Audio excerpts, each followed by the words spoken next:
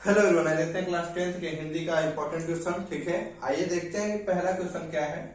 पहला क्वेश्चन यह है कि तार सप्तक के कवि कौन है। अज्ञेय, राम कुमार वर्मा, जयशंकर प्रसाद या भरत भूषण अग्रवाल। तो इसका ऑप्शन नंबर कौन सा सही है? ऑप्शन नंबर ए का क्या है? सही है। ठीक है, उसके साथ साथ इसमें क्या है कि अज्ञेय जो थे ना, उन्होंने ही प्रयोगवाद को, किसको? प्रयोगवाद को नई कविता का नाम दिया था। उसी के बाद फिर है रीति मुक्त कवि है। ठीक है ना, तो रीति मुक्त कवि कौन है भैया? घनानंद है। कौन है? घनानंद है। उसके बाद एक है, इसमें से कवि है देव, जो कि क्या है? रीतिबद्ध। कैसे कवि है? रीतिबद्ध कवि है। ठीक है, आइए देखते हैं क्वेश्चन नंबर 3। तीसरा क्वेश्चन देखते हैं। तात तात हाँ तात पुकारी, भले भूमितल व्याकुल भारी में कौन सा रस है? ठीक है ना, तो व्याकुल शब्द जुड़ा हुआ है। ठीक है, ठीक है, व्याकुल शब्द जुड़ा मतलब कोई व्याकुल है तो वीर, मतलब वो वीर नहीं है, हंसने के मूड में नहीं है, और श्रृंगार रस। आपको पढ़ना क्या है चैप्टर में? बस करुण रस और हास्य रस ही पढ़ना है। ठीक है, तो आपके सिलेबस में करुण रस और हास्य रस है, तो इसमें से कौन सा ये है? कौन सा है? करुण रस। उसके बाद उत्प्रेक्षा अलंकार का वाचक शब्द है। ठीक है, तो पहला ऑप्शन है जानो, मानो जानो। दूसरा है जो न हूं मनतु। तीसरा ऑप्शन है मनु जनु। और तीसरा ऑप्शन है क्या? ये सभी। इसका ऑप्शन नंबर क्या? चौथा सही है। उसके बाद अगला है रोला छंद में क्या? रोला छंद में मात्राओं की संख्या। तो देखिए, प्रत्येक छंद, यहां पे मैं बता देता हूं आपको कि प्रत्येक खंड की बात करें, ठीक है ना, तो कितनी मात्राएं होती हैं? 24। कितनी होती है? 24। तो जो रोला है वो सममात्रिक छंद है। कैसा है? सममात्रिक छंद होता है। तो प्रत्येक खंड में तो 24 है, टोटल 4 खंड होते हैं। तो इसमें पूछा जो है वो किसके लिए पूछा है? 96। इसका आंसर क्या होगा? डी नंबर क्या? 96। अनुकरण शब्द में उपसर्ग जुड़ा हुआ है।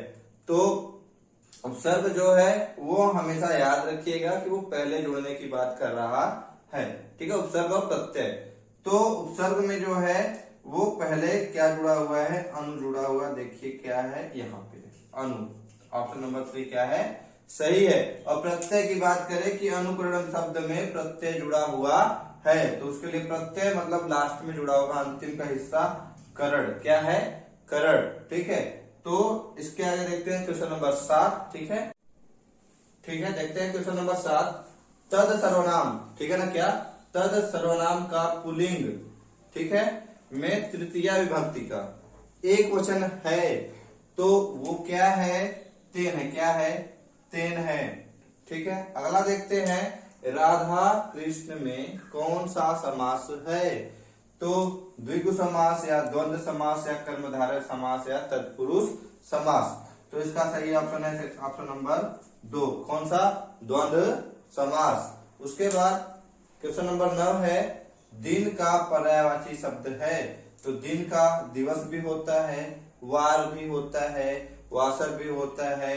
तो इसलिए क्या है? ये सभी। ऑप्शन नंबर डी क्या है? सही है। उसके बाद आज्ञावाचक वाक्य में होता है, तो उसमें तो आज्ञा भी होती है भैया। निर्देश दिया जाता है किसी को, जो ये काम करो, और विनय, किसी से रिक्वेस्ट करते हैं कि इस काम को करिए, तो वो भी तरीके का क्या है? आज्ञा देना ही है। तो इसलिए इसका ऑप्शन नंबर कौन सा सही है? Option number D. कौन सा? सॉरी, ऑप्शन नंबर कौन सा?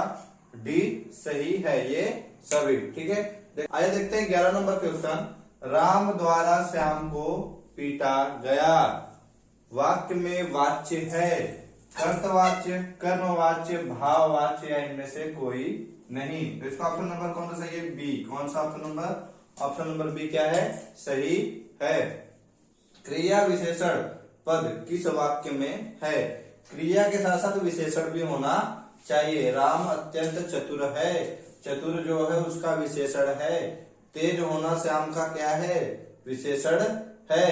लेकिन आफताब जो तेज है वो विशेषण, और क्रिया जो है वो क्या है? भागना। तो इसका ऑप्शन नंबर डी क्या है? सही है। उसके बाद देखते हैं निम्न में से ध्रुव स्वामिनी के लेखक कौन हैं? डॉक्टर रामकुमार वर्मा, मुंशी प्रेमचंद, जयशंकर प्रसाद या डॉक्टर श्याम सुंदर दास? तो इसके कौन है भैया? जयशंकर प्रसाद जी हैं। ठीक है, क्वेश्चन नंबर 14 देखते हैं। ठीक है, आइए देखते हैं क्वेश्चन नंबर 14। ठूठा आम, ठीक है ना, ठूठा आम कृति के लेखक कौन है? तो कौन है? भगवत उपाध्याय, मोहन राकेश, जयशंकर प्रसाद या रामचंद्र शुक्ल? ठीक है, तो इसके कौन है? भगवत शरण उपाध्याय जी हैं। रस मीमांसा कृति के लेखक कौन है? रस मीमांसा कृति के लेखक कौन है भैया? कौन है? अज्ञेय, आचार्य रामचंद्र शुक्ल, महादेव वर्मा या जयशंकर प्रसाद? तो इसके कौन है? अज्ञेय। कौन है? अज्ञेय है। नाटक विधा, क्या नाटक विधा के प्रसिद्ध लेखक कौन है? तो नाटक विधा जो है उसके प्रसिद्ध लेखक विनोबा भावे, श्याम सुंदर दास, सुदर्शन या जयशंकर प्रसाद? तो इसके नाटक के विधा के प्रमुख लेखक कौन है? जयशंकर प्रसाद। तौलिए किस विधा पर आधारित है? तौलिए है, कुछ भी है, अब वो किस विधा पर, मतलब क्या है? वो कहानी है, नाटक है, एकांकी है या निबंध है? वो क्या है भैया? एक एकांकी है। ठीक है ना। इस तरीके से 17 क्वेश्चन कंप्लीट हुआ। ये देखते क्वेश्चन नंबर 18।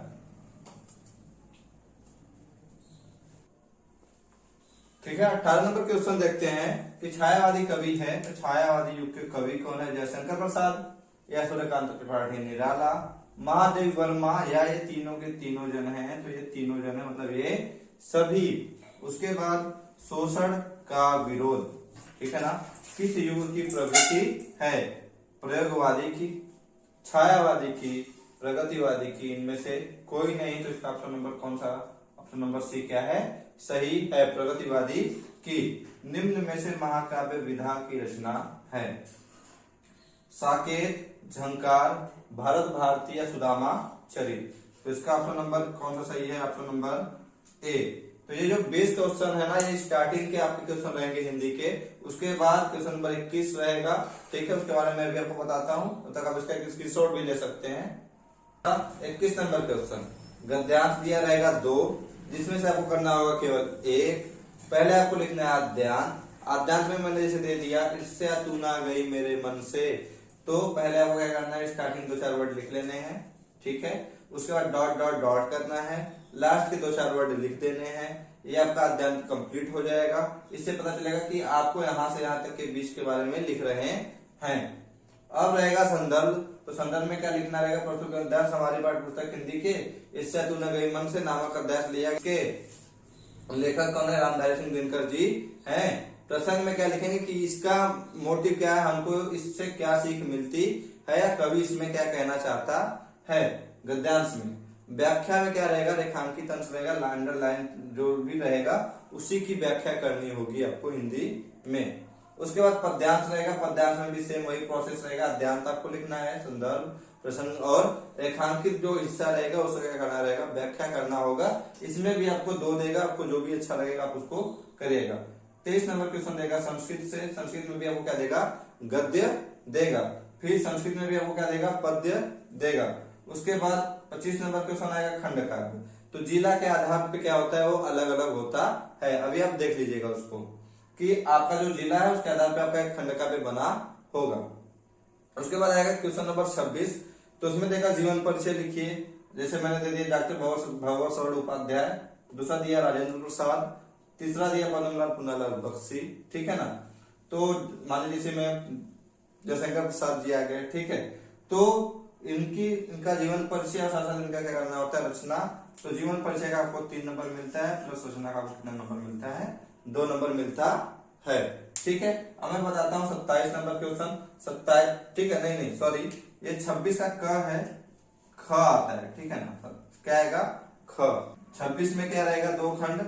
कौन सा दूसरा नंबर? ख रहेगा। जैसे उसमें क्या देगा ना कि उसमें भी देगा जीवन परिचय, केदारनाथ सिंह, केदारनाथ सिंह, दूसरा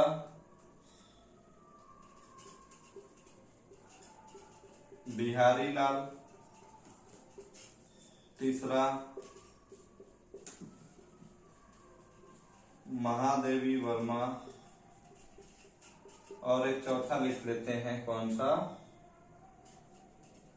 सुभद्रा कुमारी चौहान, कुमारी, और इनमें से ही कोई एक आने वाला है। तो ऐसा देगा, आपको किसी एक का जीवन परिचय लिखना होगा, और जीवन परिचय के बाद आपको क्या करना होगा, उनकी रचना का नाम लिखना होगा। उसके बाद रहेगा क्वेश्चन नंबर 27। क्वेश्चन नंबर 27 में आपको क्या करना होगा, एक श्लोक लिखना होगा। उस श्लोक में आपको ध्यान देना है कि वो आपकी प्रश्न पुत्रिका में नहीं, मतलब जो प्रश्न आए हैं उस प्रश्न में नहीं होना चाहिए, पेपर में नहीं होना चाहिए वो श्लोक, ऐसा श्लोक लिखना रहेगा। फिर क्वेश्चन नंबर 28, श्लोक में आप कहां से लिखेंगे, संस्कृत से लिखेंगे, याद रखिए कहां से लिखेंगे, संस्कृत से लिखेंगे। अवकाश के लिए प्रार्थना पत्र, आपको पहले क्या होना, प्रार्थना पत्र, किसी को भी प्रार्थना पत्र, ठीक है ना। एप्लीकेशन लिखने के लिए आएगा, जैसे आपको बोल देगा डीएम को लिखिए, ठीक है, आपको बोल देगा अपने प्रिंसिपल को लिखिए, ठीक है, आपको बोल देगा अपने ग्राम प्रधान पर लिखिए, तो उस पे क्या देगा, आपको प्रार्थना पत्र लिखने के लिए बोलेगा। आएगा क्वेश्चन नंबर 29, उसमें क्या आएगा कि संस्कृत के आपको 2 प्रश्न करने होंगे, संस्कृत प्रश्न, टोटल देते हैं कितने, 4 से 5 प्रश्न देगा, आपको कितना करना होगा, 2, आपको करना कितना है, सही सही 2 प्रश्न करने होंगे। उसके बाद आएगा क्वेश्चन नंबर 30, आपको क्या करना होगा, निबंध लिखना होगा। क्या लिखना होगा भैया, निबंध। निबंध किस पे लिखना होगा, जैसे स्वच्छ भारत अभियान, ठीक है ना, स्वच्छ भारत अभियान पहला। दूसरा क्या हो सकता है, जल संरक्षण के उपाय, ठीक है, आवश्यकता, ठीक है ना,